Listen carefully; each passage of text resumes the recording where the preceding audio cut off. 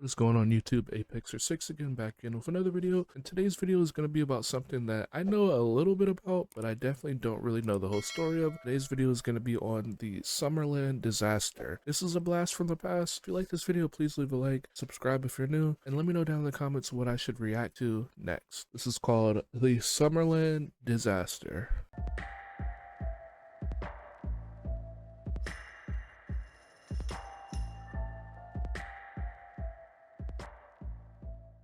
On the 2nd of August 1973, three boys were playing on the miniature golf 50 course years ago. outside the Summerland Leisure Centre on the Isle of Man. They ducked into an empty ticket booth so that they could share a cigarette. The oldest boy in the group was just 14. Their only worry at the time was being caught smoking, but they would soon have bigger concerns. A dropped match started a fire, which grew rapidly out of control. Panicking, the three boys fled. They would live to see another day, but dozens of people who were inside Summerland when the fire began would not. Constructed in 1971, Summerland was a unique complex, considered extremely advanced for its time. The building, large enough to accommodate 10,000 people, consisted of a swimming pool, also known as the Aquadrome, multiple restaurants and bars, a miniature golf course, a solarium, a theatre, an underground disco, a sauna, a roller skating rink, a small fairground, and an amusement arcade. That's cool. All of this was set across 5 floors in an ultra-modern building constructed mainly from metal and plastic. The bold design of which, a promotional pamphlet boasted, would set the architectural world alight. It was intended to be a one-stop, centralised holiday location, one that could compete with sunnier destinations abroad. Inside Summerland it never rained, the wind never blew, and the temperature was never anything less than perfect. Visitors could spend the entire day inside, basking under an artificial sun, swimming in artificial pools, and enjoying a round-the-clock roster of entertainment. There was nothing else like it in the world. Of course, people flocked to the venue, 500,000 in its first year. From 1971 until 1973, many happy memories were made within the plastic walls of the complex. It was hailed by the British Tourist Authority as an outstanding tourist enterprise, a destination that was close to home and yet offered boundless entertainment and a tropical climate.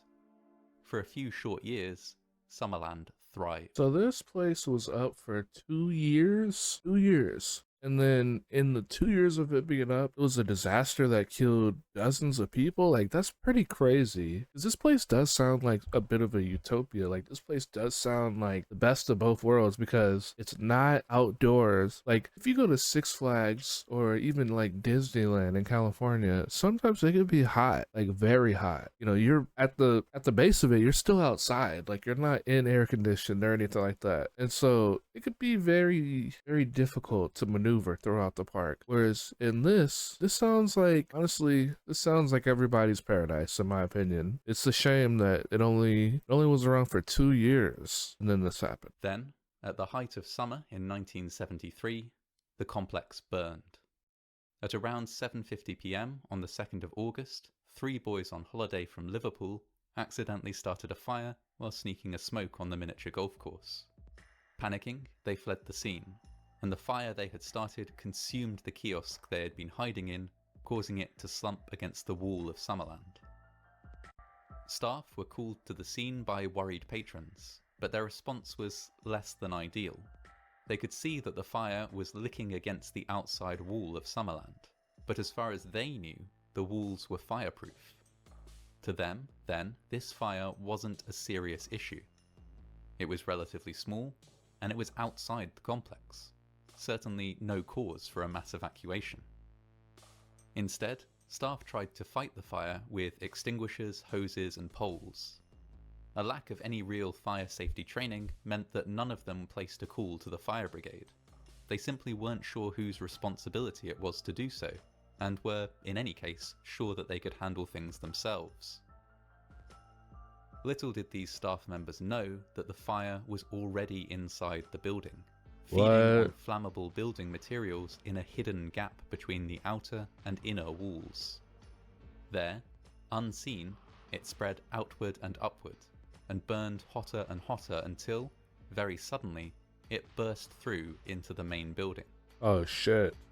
At this point in time, despite the fire outside sending a huge plume of smoke into the air, new guests were still being admitted through the entrance What? No turnstiles. way. The fire What? brigade had still not been called by Well, they didn't anyone at the even know. complex, although the sight of smoke had prompted people miles away to raise the alarm. Indeed, one call came via the harbour master, who was alerted by the captain of a ship out at sea. No guest inside the complex could have known that there was any cause for alarm, until, with shocking suddenness, flames erupted from the walls and raced along the ceiling of the arcade. A panicked scramble for the exits began. In many cases, staff members, who'd barely had any fire safety training, were of little help. A ride operator fled the fairground without switching off the rides, leaving What? several No children way. to be rescued from a moving carousel by their parents and other onlookers. Oh my god. Elsewhere, an entertainer confidently assured patrons that the smoke was from nothing worse than a chip pan fire, and convinced them to remain in their seats, only to realise the severity of the situation just moments later, and begin screaming for people to run. Conditions within the building quickly became unimaginable. Firstly, the nature of the complex meant that many of the people within were part of family groups, but family groups that had felt quite happy to separate. Oh no. While children enjoyed a magic show, parents might have gone up to another floor to relax in the solarium. When the fire burst into the building proper, then, many people began to frantically search for their families rather than to evacuate through the nearest exit. Secondly, there were only a small number of exits readily available. The rest were locked, and in some cases chained shut, What? ostensibly to prevent Why? people from sneaking in without paying the entrance Oh fee. my god, no. Keys for emergency exits were supposed to be stored in glass-fronted boxes beside each set of doors, but in many cases these boxes were empty, or were situated so high up on the wall that they were out of reach for most people. In one instance, a set of fire doors was blocked by a parked car outside the building, a car that, with horrible irony, belonged to Summerland's safety officer. Oh my god. In many And he cases, just trapped in him order in to escape, there? guests had to smash No windows way. and batter open doors with whatever was available. Finally, escaping guests had to contend with the material from which Summerland was built. The majority of the building was clad in a kind of plastic sheeting known as oroglass. Survivors would later come to refer to it as horror glass. During the fire, it melted, dripping down and burning people who were trying to Oh flee my the smoke and God. flames. The vast majority of deaths What? occurred within the main part of the building. Being open plan in design, there was nothing to stop the spread of the fire, or to offer protection from smoke and hot gases. Holy shit. Many people died or were injured as they tried to descend from one level to another, down staircases that were narrow and unprotected. Fuck. Such was the crush around the few available staircases that some parents threw their children from the balconies in the hope that someone below would catch them. Many people jumped, with a few brave staff members remaining at their posts until the last possible moment to catch people jumping from upper Hey, levels. at least they waited One and tried staff to member help. even doused himself in water from a fire extinguisher so that he could stay inside the building and assist escaping guests for longer. Okay. Throughout it all, no alarm sounded. Man, this is horrific because it's a kid's attraction and there's a huge fire that breaks out. I mean, just to think about that, like one of the people that worked there was a ride operator. He was the operator who could start and stop the ride, and he left the kids on the ride with the ride going so that the parents had to try to get the kids off of a moving ride. Like what, like you know how ridiculous that is? It's like at least they talked about some of the employees helping, staying there, trying to wait to see the last person jump and make sure they're all right. A guy literally covering himself in water from a fire extinguisher just to see if he could stay there longer and not catch on fire. Like, okay, I get it. And a lot of them didn't have safety training, at least fire safety training. So, I mean, I applaud them for at least trying to help, because this is horrific, man. Like, holy shit. Man, this is a hard one to take in, man, for sure. The fire had burned through the control circuit before it could be triggered. The fire service arrived and tackled the blaze, using water from the swimming pool and then from the sea to damp down the flames. The injured were ferried to a nearby hospital by ambulances which operated like shuttles, moving back and forth for 2 solid hours until the last seriously injured victim had been transported. Holy shit. By midnight, the rescue operation was over, and the fire service turned to the retrieval of bodies. Oh my A god, harrowing damn. process that would take several days. That's fucked. In That the is end, fucked. 50 people lost their lives in the fire, 50 and 80 people? more sustained serious injuries. Oh my god, 50 people died from An that? investigation was launched and identified a wealth of failings. Exits should not, under any circumstances, have been chained shut. Yeah, why would you? Staff should have been given fire safety training. The fire service should have been called within 1 minute of the fire outside the building being discovered. Right. Mistake after mistake had been made, but the greatest errors had taken place long before Summerland was even open to the public. Because of budgetary issues during construction, multiple firms had worked on the building. The company which built the outer shell hadn't known with any certainty how the interior would be divided up, and so hadn't been able to place fire exits appropriately. Additionally, it is believed that the firm which handled the interior fitting out of Summerland might have inadvertently undone some of the fireproofing carried out by the firm which built the exterior. As well as this, materials had been chosen that were cost-effective, but which weren't sufficiently fireproof. Oroglass, for example, had been approved despite its flammability, on the basis that it would soften and fall out of its frame in the case of a fire, facilitating escape. The fire safety budget had been a matter of contention, with owners repeatedly seeking cheaper options.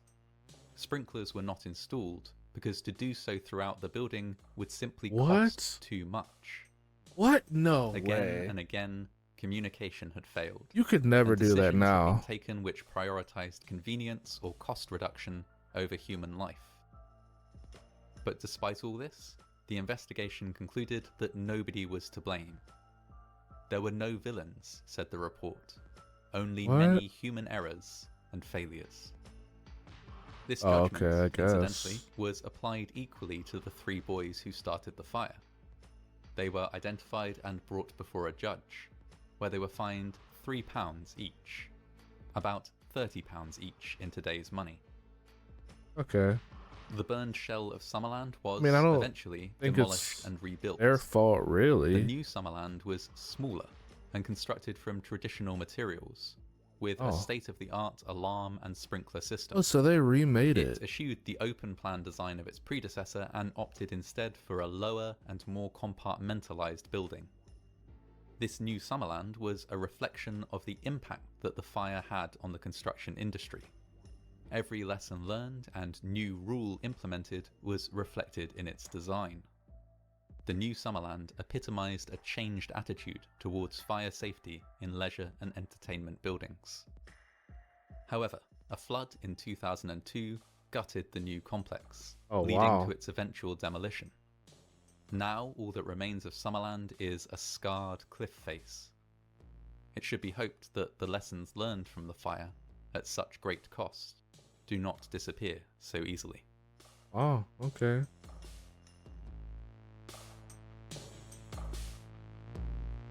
I mean, there's a few things that I wanted to say. Number one, I wouldn't blame those kids. I mean, they're just teenagers smoking cigarettes. It's like, I wouldn't blame them for that, for those deaths, because it's like they were smoking a cigarette in a place where they probably did have a smoking section. It's not like, you know, they're smoking cigarettes in a hospital and a bunch of people died. And even though, yeah, they're underage, it's like, I I wouldn't put the blame on them for any of the deaths. For the fire, okay, you could say, hey, maybe you'll get an arson charge. But here's the thing, for something like that, they're probably looking at, oh, you could be charged with murder. It's like, no, that's not, to me, I wouldn't put the blame on them. And then number two, it's like, it's interesting that they decided to rebuild the premises after all those people died. Because it's like, in my head, there would just already be bad blood, right? Like, if that many people died somewhere, I would just think like, okay, let's just tear this whole thing down and let's just make this like a park or something, right? I mean, that's just me. That's just me. I wouldn't